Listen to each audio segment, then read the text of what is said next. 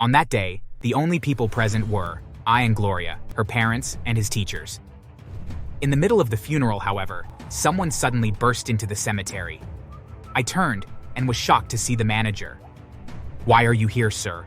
You must be stupid for asking me that. Did I give you the permission to leave your work to bury God knows whatever it is you're burying? How dare you say that about my son? Is the dead thing more important than your job? Huh, you idiot?" I was filled with rage and ordered him to leave, but he refused. "You're either going to stop this rubbish you're doing now and come with me, or be prepared to lose your job." In anger, I told him to do whatever he wanted. I told him to fire me if he wanted, and I didn't care. He still wasn't having it. He tried to grab my arm and lift me up, but I pushed him off. Everyone was in shock. When he punched me, all hell let loose. My father-in-law immediately contacted the police as I and some of the guys around pounced on him and began to beat him up mercilessly. By the time the police arrived, he already had a broken lips, nose, and other injuries. He was immediately arrested and taken away.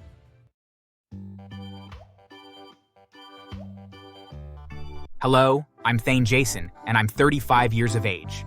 I lost my parents to the cold hands of death 15 years ago, and a few months after their death was when I met Gloria, my present wife.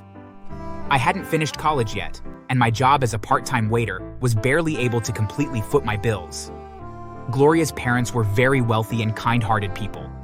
When they heard from their daughter that I didn't have a good job or enough money to even take care of my school expenses, they spoke to me about wanting to help me further my education.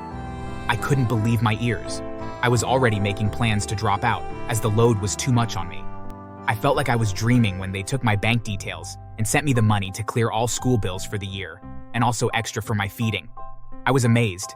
I thanked them non-stop. I eventually graduated from college, 3 years later, at age 23. By then, Gloria was in her final year. So once I was out, I began searching around for jobs. I wanted to get married to Gloria with my money. I also didn't want to work under her father or get the job from any of his friends. I searched around for 3 whole weeks before I finally got a job at a paper editing company. I passed the interview and got employed. The pay wasn't large, but it was comfortable. When I told Gloria about it, she was overjoyed. I worked at the company for over 5 years before I had to move again to a different company with a slightly higher pay. By the time I was 30, we already had a son aged 5. Jack was our world, and we both worked hard to give him whatever he wanted. He was born with a condition that made his brain develop slower than other kids, but we didn't mind. We were going to be patient with his slow development. One day, Jack needed to be taken to the hospital for his regular checkup. Gloria had to go to work very early, and it was impossible for me to skip my work. I called Gloria's parents, but they were both unavailable. Jack usually had severe back and head pains that needed to be avoided by injecting a special drug into him every 3 weeks. I knew if he didn't go to the hospital that day, our son's pain was going to affect the whole neighborhood. I didn't want that to happen. Quickly, I fetched my phone and called one of my closest work friends. He picked up and asked why I wasn't at our workplace yet. I explained the situation to him and begged him to help tell our boss that I was going to be a little late. He agreed and even asked me to take my time with Jack. I was grateful to him, and with a relieved heart, took my son to the clinic. After about 2 hours, I was on my way to my workplace. However, the scene I was met with wasn't what I'd expected. How dare you, Thane? You've kept everyone at work standstill because of your absence, and you didn't even give a reason to be absent. Shocked, I turned to my friend who I'd asked to help speak to my boss, and he looked away. Turning to my boss, I explained it all to him and also told him how I'd contacted my friend to speak to him, since no worker had his number. Well, long story short, both my friend and I were fired. Me, for obvious reasons, and my friends, for intentionally not telling my boss about it because he wanted me gone, thereby obstructing completion of work for the day. I was down and disappointed. For another whole year, I searched for jobs everywhere, but couldn't get one. Luckily for us, Gloria's job was good enough, so we were able to feed well with her money. In the middle of the second year, luck shined on me, and I got a job. It was as an assistant manager in an automobile company. I could have never imagined myself getting the job. I was shocked when I passed the interview so easily. On my way out of the building after the interview, the lady at the front desk stopped me. Did you pass? Yes, I did. I'm gonna be the new manager. I see how happy you are. I hope that smile remains on your face in the coming weeks. I didn't understand what she meant, but I thanked her and continued my way out. I broke the news to my wife and her parents, and they were equally elated. My father-in-law knew the company, as he was friends with the CEO.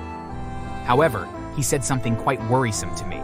I've heard about people quitting very quickly from the company. I have no idea about their reason, but I hope you last there. Congratulations, son. Anyway, I shrugged any negative thoughts off. I wasn't going to let anything kill my excitement. The next week, I resumed working as the assistant manager of the company. It wasn't as stressful as I'd imagined. It seemed as though the manager was barely around, the reason for an assistant. I did my job as I should, for a week straight, hoping to meet the manager soon. Eventually, he showed up after a week and 3 days. He was a middle-aged man and always kept a frown on his face. When I met him and introduced myself to him, he waved me off dismissively and asked me to do my job and not try to get familiar with him. I'm your boss. You mustn't try to top me, okay? Don't smile while I'm around and always bow to me. His words sounded quite weird. I mean, I clearly wasn't trying to overpower him or anything. There was no point in trying to scare me off. Anyway, I played along and simply agreed to everything he said. In the next 2 weeks, I needed no one to tell me the reason the previous workers left. The man was a bully. Whenever we were having meetings, everyone was thrown into a state of panic.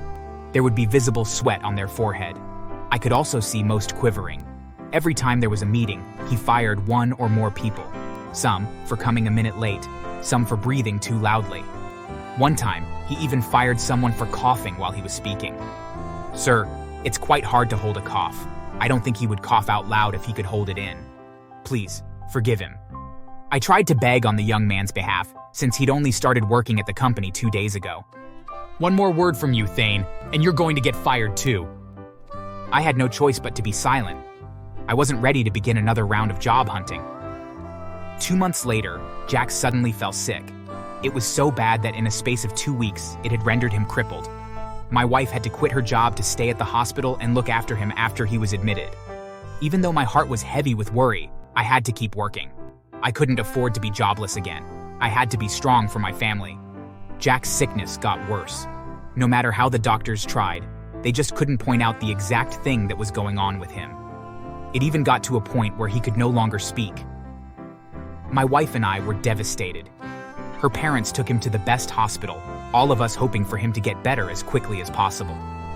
A month later, I received even more devastating news. I'm afraid we might have to start feeding him through a feeding tube. Gloria cried all day. Slowly, our son got even worse. After 2 months of being in the hospital, he died.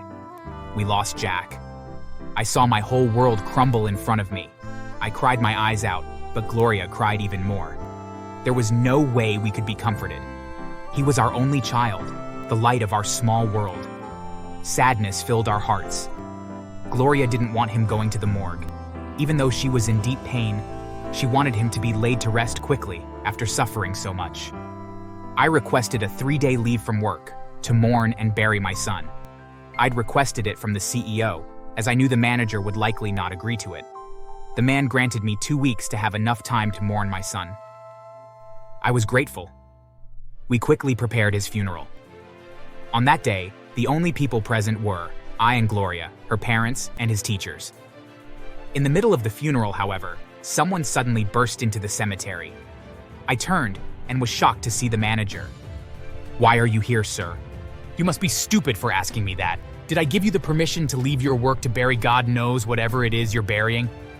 How dare you say that about my son? Is the dead thing more important than your job? Huh, you idiot. I was filled with rage and ordered him to leave, but he refused.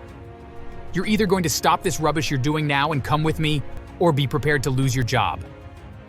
In anger, I told him to do whatever he wanted. I told him to fire me if he wanted, and I didn't care. He still wasn't having it. He tried to grab my arm and lift me up, but I pushed him off. Everyone was in shock. When he punched me, all hell let loose. My father-in-law immediately contacted the police as I and some of the guys around pounced on him and began to beat him up mercilessly. By the time the police arrived, he already had a broken lips, nose, and other injuries. He was immediately arrested and taken away. After the funeral, I contacted the CEO and told him about the situation. I also called some of the workers. It was time to stop his evil behaviors toward us. Together with Gloria and her parents, we all gathered at the police station. After hearing what he did to me, what he'd done to the previous employees, and all he'd been doing to us workers, the CEO was shocked. I pressed charges against him for disrupting my son's funeral and hitting me. He was also charged with bullying and harassment of employees. He was fired and also sentenced to 15 years imprisonment. Also, he was made to compensate us monetarily. I completed my 2 weeks leave, comforting my wife and myself. Afterward, I resumed working. A new manager was also employed. However, I wasn't satisfied with the punishment the manager was receiving. After thinking deeply about a punishment that was best, I finally found one. Secretly, I paid some officers to get the bad guys in prison to gang up on him and give him a permanent injury. And it happened. He was beaten so badly that he ended up being paralyzed from his waist downward and had to be confined to a wheelchair. I was fortunate enough to receive evidence of him cheating on his family and videos of him bullying staff from an anonymous sender. I knew it would be an old worker, but I didn't bother to look into it. I posted all online and paid influencers to make it go viral. The CEO caught on that I was behind the posting, but he didn't care. He also thought the manager deserved it. I visited him in jail to show him all the bad comments people were making about him, and he was purely devastated. His family were ashamed of him and completely cut him off, leaving him all alone. I was satisfied afterward and moved on with my life.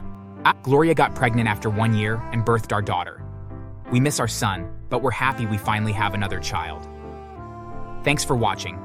Make sure to subscribe and leave a comment down below saying I subscribed, and we will try our best to reply to your comment.